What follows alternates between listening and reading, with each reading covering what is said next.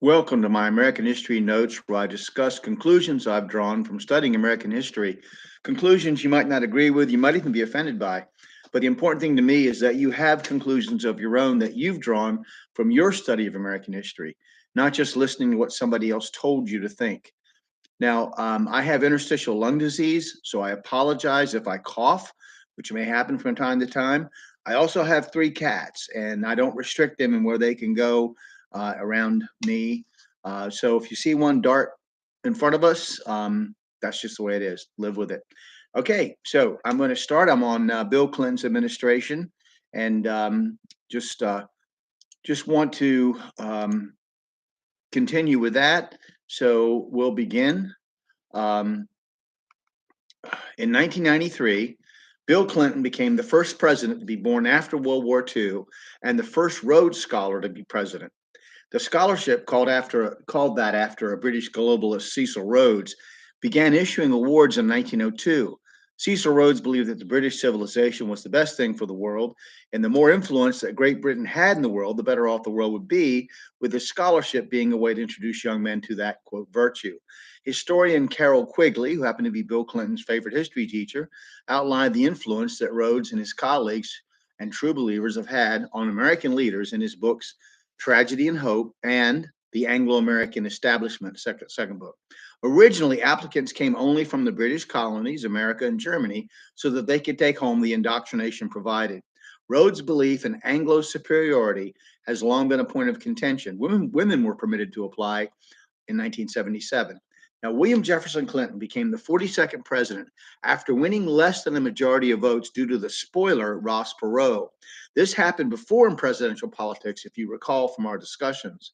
The race had been a turbulent one, but Clinton was determined to introduce his plan called a new covenant, quote unquote. Bible believers take note to the American people. He focused relentlessly on the recession and on the economic pessimism of the population. Also, he declared a major shift away from a strong military defense by insisting the national security was essentially economic. Clinton had several firsts in that he appointed the first woman attorney general, Janet Reno, the first woman to serve as Secretary of State, Madeleine Albright, the first Asian American to serve in the cabinet as Commerce Secretary, Norman Mineta, had several black cabinet secretaries and black appointees to federal judgeships. 44% of his appointees were women and 14% were black. Along with his vice president, Albert Gore, he began almost immediately on his programs. In late January of 1993, he revoked the gag rule, which prevented abortion counseling in federally funded clinics serving low income clients. He removed restrictions on privately funded abortions in military hospitals. Clinton revoked restrictions on the import of RU 486, the abortion pill. He revoked restrictions on international family planning grants, called the Mexico City Policy, and he revoked the moratorium on research into fetal tissue as a use in fighting certain diseases. This was all on January 22nd. Okay. In February, he made it easier for welfare reform by allowing individual states to implement their own rules having to do with limiting the length of assistance and forcing recipients to work. On February 5th, he signed into law the Family and Medical Leave Act, which forced employers to grant 12 weeks of unpaid leave for pregnancies without jeopardizing their employees' jobs.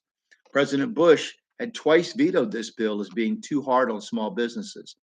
In May of 1993, he signed the Motor Voter Law, allowing citizens in many states to be registered to vote when they applied for a driver's license.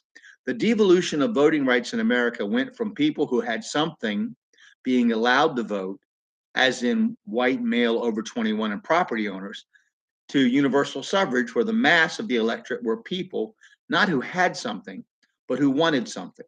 This has been the most profound change in American history from the perspective of the quality of leadership from day one. So the key point here is, of course, um, it, the voting should have been open to all people, and male, female, any ethnicity.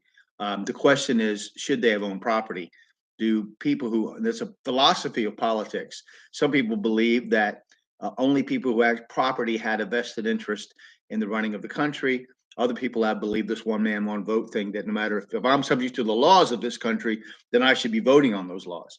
So are people who vote for those laws. So it's a more of a serious question than we might think now. We've come to accept certain things, but it has been argued about in the past. So you might want to look into it.